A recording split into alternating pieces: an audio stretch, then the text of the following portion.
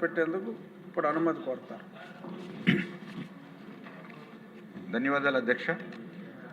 I move for leave to introduce the Andhra Pradesh Farmers Management of Irrigation Systems Amendment Bill 2026.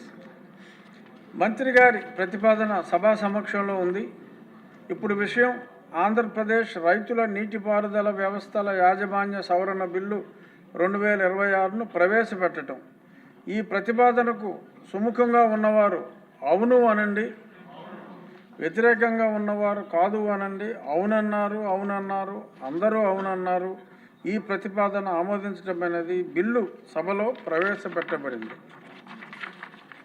జలవనరుల శాఖ మార్చులు ఆంధ్రప్రదేశ్ రైతుల నీటిపారుదల వ్యవస్థల యాజమాన్య సవరణ బిల్లు 2026ను పరిగణలోనికి తీసుకునేందుకు అనుమతి కోరతారు.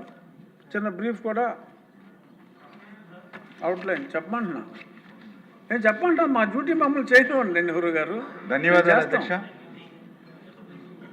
ఆంధ్రప్రదేశ్ నీటిపారుదల వ్యవస్థల యజమాని చట్టం 1997లో ఇద్దరు పిల్లల కంటే ఎక్కువ మంది కలిగి ఉండొచ్చు చైర్మన్ లేదా వైస్ చైర్మన్ లేదా మెంబర్గా ఎన్నిక కావడానికి అనర్హులుగా ఆ రోజు మరి చట్టం తీసుకురావడం జరిగింది అధ్యక్ష.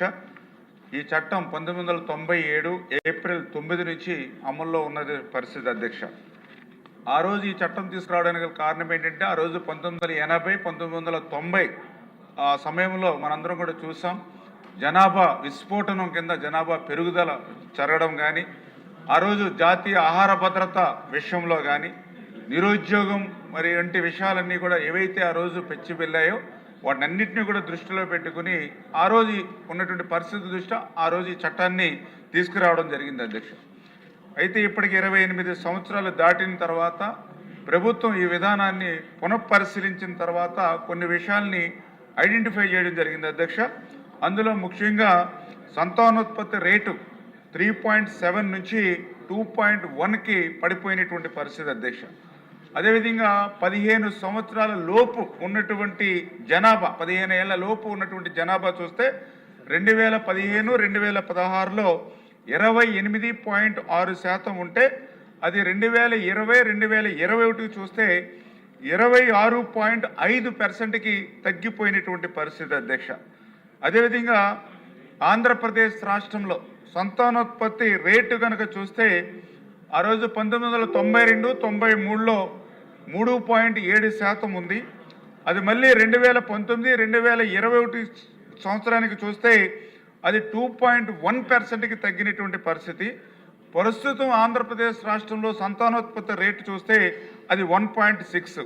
అంటే 1992 నుంచి ఇప్పటి వరకు మనం చూస్తే ఆ రోజు 3.7 నుంచి 2.1, 2.1 నుంచి 1.6కి ఆంధ్రప్రదేశ్ సంతానోత్పత్తి రేటు యొక్క తగ్గినటువంటి పరిస్థితి అధ్యక్ష.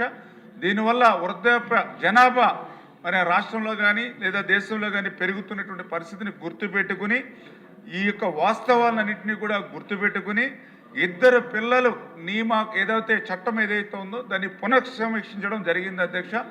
అందులో భాగంగానే ఈరోజు ఈ చట్టంలో ఏదైతే 14వ సెక్షన్ సబ్సెక్షన్ 5ను తొలగించడం సముచితమని చెప్పేసి ప్రభుత్వం భావించింది అధ్యక్ష.